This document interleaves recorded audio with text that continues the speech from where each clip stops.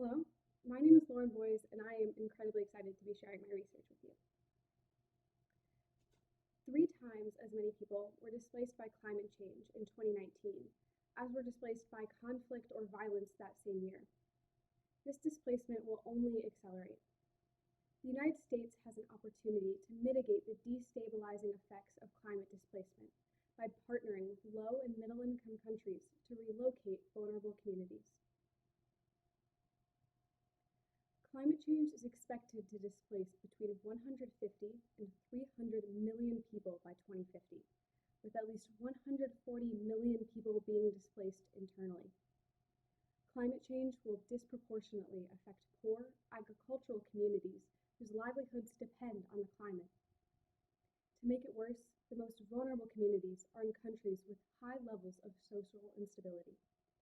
7 of the top 10 countries at extreme risk for climate change already host United Nations peacekeeping missions. Current trends are a sign of what's to come. As rural livelihoods are threatened, more communities will migrate toward urban centers. Climate displacement is expected to swell slum populations by 700 million people over the next 10 years, forcing groups to vie for increasingly scarce resources. The International Committee of the Red Cross estimates that 96% of all future urban growth will occur in cities at high risk for violent conflict. But this scenario does not have to become a reality. In February, President Biden issued an executive order calling for strategies to protect and resettle individuals displaced by climate change. He also encouraged collaboration with other countries in response to this migration.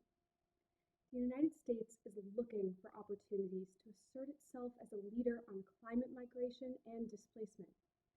Relocation assistance partnerships are the opportunity that we've been looking for.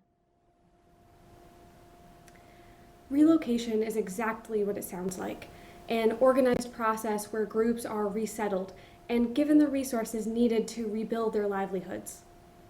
The international community has already begun to perceive relocation as an important adaptation strategy.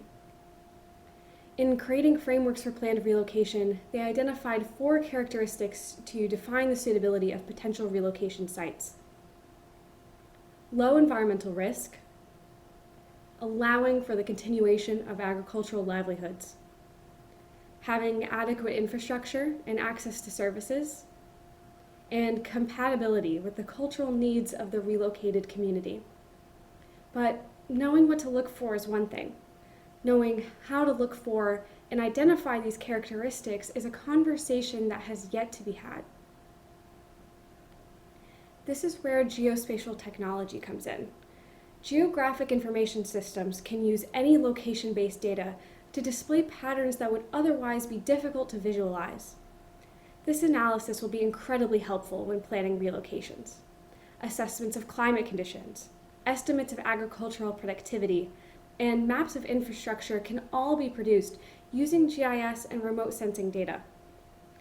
Relocation assistance partnerships can marry more quantitative data with local knowledge about culture and ethnic divisions to best cater relocation sites to the needs of the communities involved. The Sundarbans in West Bengal, India, have a high risk of climate displacement and are an ideal candidate for relocation assistance. Using a geospatial process called a suitability analysis, we can identify regions with similar or better agricultural conditions than the Sundarbans and locate potentially suitable relocation sites. For this model, I've chosen to focus on the continuation of livelihoods through rice production. By layering elevation, slope, land cover, precipitation, and nutrient availability, you can see that similar and higher levels of suitability for rice production, shown here in dark green, are found northwest of the Sundarbans and in the northernmost region of West Bengal. Further models for this case should focus on infrastructure, access to services, future climate risk, dominant social cleavages, and population density within these regions. This relocation analysis requires collaboration. Partnerships will bring together local data and American expertise in geospatial technology, ensuring that relocation planning incorporates all essential perspectives and variables. Relocation assistance initiatives should focus on 3 objectives. First, community input.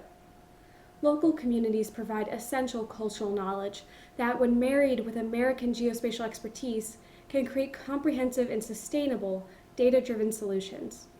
Secondly, developing local human capital. Training programs can be a significant financial burden on low and middle income countries. The United States can ease this burden by training local partners until they are able to independently plan future relocations. And finally, partnerships can impart norms regarding ethical data analysis and the treatment of vulnerable populations. For data analysis, it's imperative to avoid introducing bias into the model, such as favoring land owned by decision makers.